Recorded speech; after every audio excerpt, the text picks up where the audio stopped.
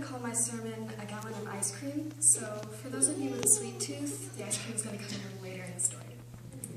I'm going to start with prayer.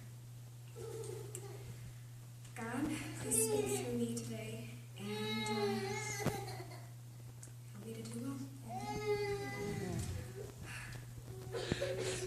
Right now, I want you to think back to a time when you really wanted something, but then realized that what you got isn't what you needed. Now, we're going to talk about how we pray and learn a little lesson from King Hezekiah's life. When he became terminally ill, Hezekiah prayed that God would heal him. So God did, extending Hezekiah's life by 15 more years. However, the years didn't go over very well. In 2 Kings 21,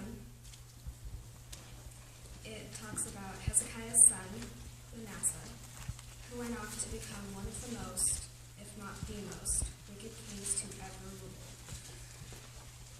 He sought after other gods, implemented human sacrifices, dealt openly with demons, and went on massive killing sprees. This was just one of the many awful things to happen over the course of Hezekiah's last 15 years. Even after Hezekiah died, many of the people of Israel followed in Manasseh's footsteps, becoming violent and worshiping idols, and making Judah more vile and corrupt than the heathen nations that surrounded them. If Hezekiah would have prayed differently, what do you think would have happened? If he didn't ask God to extend his life, and instead prayed and trusted God to do what was best, that his will be done, maybe Manasseh wouldn't have been born and wouldn't have led Israelites to evil. Maybe God would have extended Hezekiah's life anyway.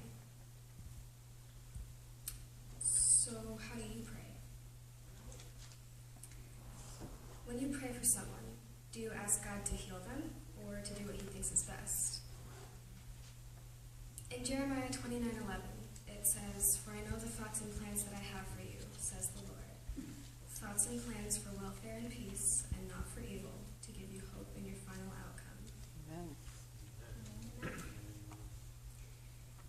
My grandfather had a stroke almost 4 years ago. A blood clot blew out his brainstem. Right now, my grandfather is at home with my grandmother in a hospital bed. He can't move or speak, but can understand things and nod or shake his head. Now, I know God can restore his health completely, in a heartbeat, and I would love it if he did.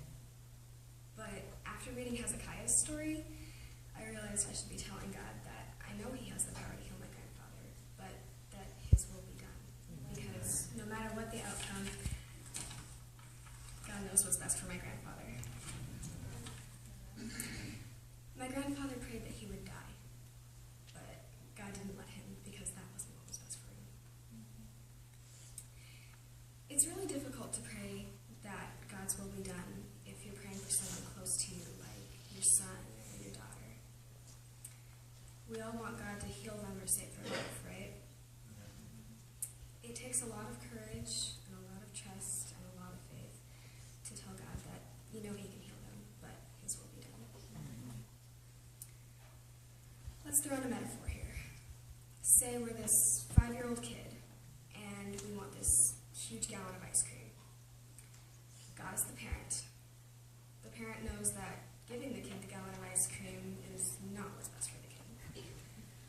If he gives the kid the ice cream, the kid would be happy that he got what he wanted, but as you can imagine, he'll suffer the consequences.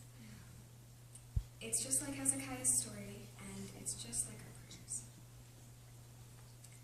So imagine having God's job for a second. People are asking you to do something specific for them, so if you do what's best for them instead, they may get angry and believe you're not answering their prayer. On the other hand, if you give them what they want, they may be happy, but it won't be what's best for them. Like in Hezekiah's story, of course he was happy that God gave him the answer he wanted, but there were consequences.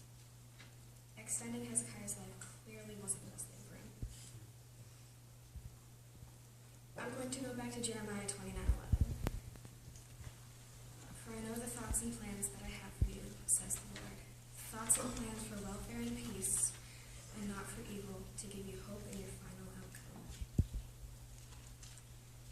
And in Matthew 26:39,